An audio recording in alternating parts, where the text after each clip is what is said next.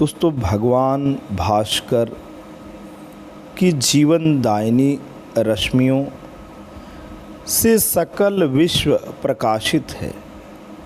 हमारे प्राणों के स्पंदन के मूल में भगवान भास्कर का ही तेज विद्यमान है। ये जो जीवन रूपी पुष्प खिल रहा है, जिसे हम खिलता देख पा रहे हैं, सब सूर्य के प्रकाश और उनके प्रताप का ही परिणाम है।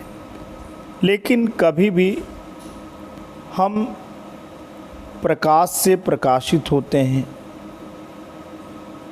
जीवनदायिनी प्रकाश से हमारे प्राण ऊर्जा को बल मिलता है, लेकिन कभी हम इस प्रकाश के मूल स्रोत की ओर अवलोकन नहीं करते हैं।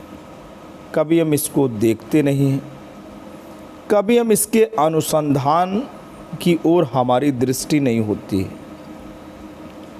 जो सूर्य का तेज है, जो उसका प्रकाश है, जो उसमें जीवन रूपी कल्याणकारी कांति और प्रभा आभा विद्यमान रहती है,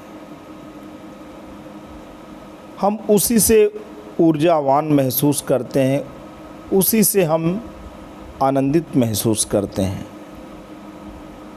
पराक्रम के मूल की खोज में जाना ही दोस्तों पाखंड है। सूर्य का प्रकाशित होना उसकी पराक्रम है और उसके मूल स्रोत की ओर अन्वेषणात्मक दृष्टिकोण अपनाना पाखंड जैसा है। यहाँ जिस संदर्भ का प्रयोग किया जा रहा है वो महादानी महाधनुर्धर कर्ण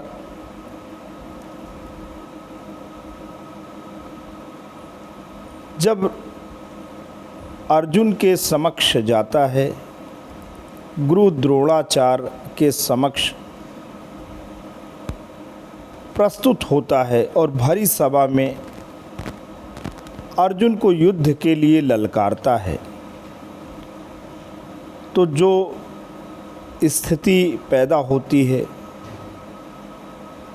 उसको कविवर श्री रामधारी सिंह दिनकर जी द्वारा रश्मिरथी प्रथम सर्ग भाग 4 में जगह दी गई है। आज कवि हृदय दर्पण के माध्यम से इसका पाठ करने जा रहे हैं। आइए दोस्तों, बिना देर किए इसका पाठ करते हैं।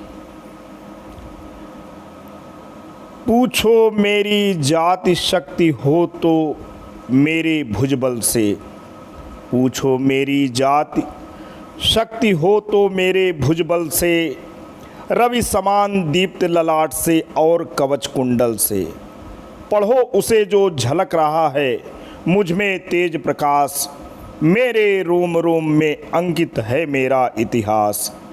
अर्जुन बड़ा वीर क्षत्रिय है तो आगे वह आवे, क्षत्रियत्व का तेज जरा मुझको भी तो दिखलावे। अभी छीन इस राजपुत्र के कर से तीर कमान, अपनी महाजात की दूंगा मैं तुमको पहचान।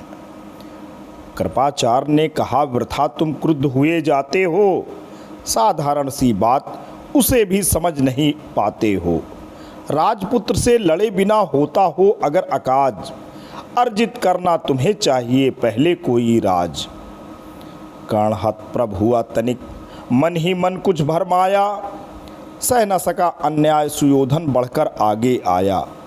बोला बड़ा पाप है करना इस प्रकार अपमान, उस नर का जो दीप रहा हो सचमुच सूर्य समान। मूल जानना बड़ा कठिन है नदियों का वीरों का, धनुष छोड़कर और गोत्र क्या होता रणधीरों का। पाते हैं सम्मान तपोबल से भूतल पर शूर, जाति जाति का शोर मचाते केवल कायर क्रूर। किसने देखा नहीं कर्ण जब निकल भीड़ से आया, अनायास आतंक एक संपूर्ण सभा पर छाया। कर्ण भले ही हो सूत्रोपुत्र अथवा स्वपत चमार, मलिन मगर इसके आगे हैं सारे राजकुमार। दोस्तों यहाँ पे जो अशोभनीय अपमानजनक स्थिति महाधनुर्धन महादानी कर्ण के समक्ष उपस्थित होती है। उसको गुरुदेव अर्जुन के जो गुरु हैं वो कहते हैं, पहले अर्जुन से युद्ध करने के लिए तुम्हें राजपाट पाना होगा, एक राजा के ओहदे पे जाना होगा। और इस अपमान को सुन करके दुर्योधन कर्ण के पक्ष में आता है और उसका एक प्रकार से जो अपमान होता है वो कर्ण से अपनी मित्रता निभाता है और कर्ण का जो शूरवीर और कौशल है उसके पक्ष में आके खड़ा होता है। आज के लिए दोस्तों इतना ही। जल्द आपके समक्ष रश्मिरथी भाग 5 लेकर आएंगे, आपके समक्ष इसकी प्रस्तुति देंगे। दोस्तों ये प्रस्तुति आपको कैसी लगी? अच्छी लगी हो तो आप इसे लाइक कर सकते हैं। कवि हृदय दर्पण आपका अपना चैनल है, इसे सब्सक्राइब भी कर सकते हैं। तो दोस्तों जल्द आपके समक्ष एक नई अजर अमर रचना लेके पुनः हाजिर होंगे। तब तक के लिए जय हिंद, वंदे मातरम।